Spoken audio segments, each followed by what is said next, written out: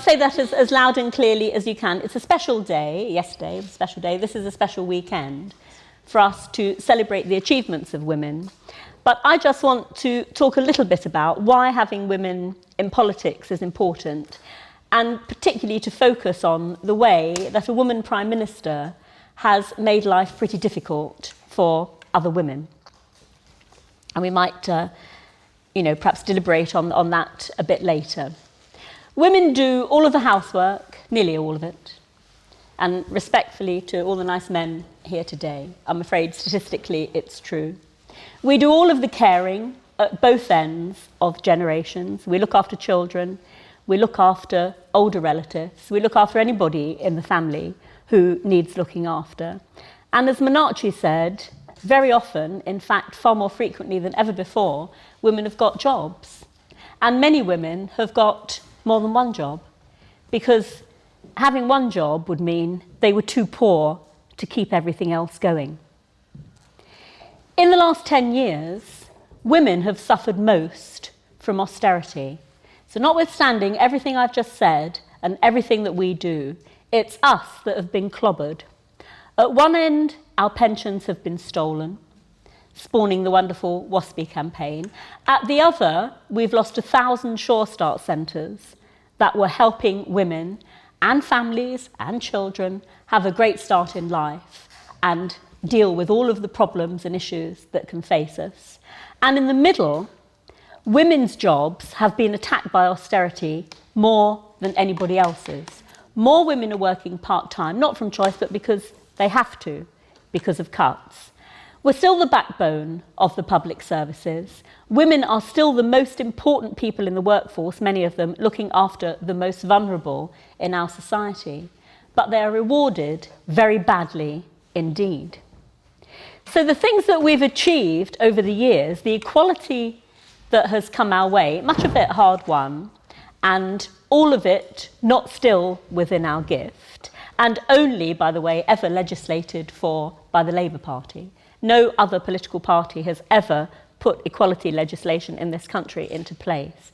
In spite of that, we're facing all of the challenges I've just described and new challenges that I'm sure other people will speak about.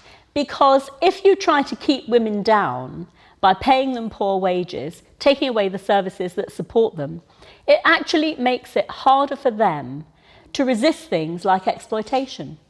Actually, prostitution has increased. The abuse of women has increased. Domestic violence is very, very sadly on the increase. And we've seen the terrible examples of younger women being persistently abused from a young age by groups of men who exploit them because they're poor and because they're vulnerable.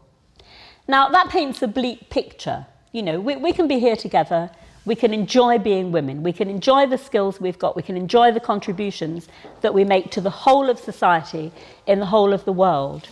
But I think it's really important today to remember why it's important to have women in politics, why the 50-50 campaign is so important, why I think it's a bit shameful that Cuba has managed to get more women in Parliament, I think, than any other country in the world. With all of the challenges that that country has had, they have actually managed it.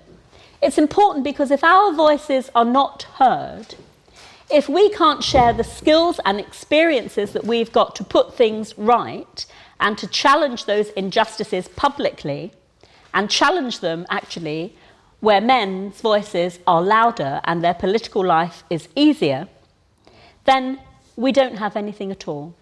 So we've got to use each other as a resource. I'm really delighted today because I'm looking around the room and I'm looking at all the new council candidates we've got in Medway. A lot of work has been put into getting those women here with us today, but they are here, and the Labour slate in all of our winnable seats and in the other seats as well is a proud testament to how seriously here in Medway we take the representation of women. We've encouraged each other, we've supported each other, we've made sure that women get a fair hearing when there have been selections, and it has actually worked, but there's much more to do. So if you're a woman and you've never stood for political office, if you've never been a school governor, if you've never been chair of a housing association tenants group, If you haven't been the person who's speaking up for your community, then please think about it. I know lots of people in the room have and are doing those things. And I've had the huge pleasure of seeing people come through some of the campaigns that we've had in the last few years, particularly like the Sure Start campaign, which inspired a lot of younger women to join us, and like the WASPy campaign at the other end, which has been a fantastic modern campaign calling out the government for stealing women's pensions. I don't think they'd have stole the pensions of men in the same way. I just don't. And that fight is still going on.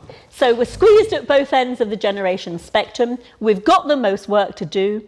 We're the people with the best skills and experiences to know how things should be run, but we're not where we should be.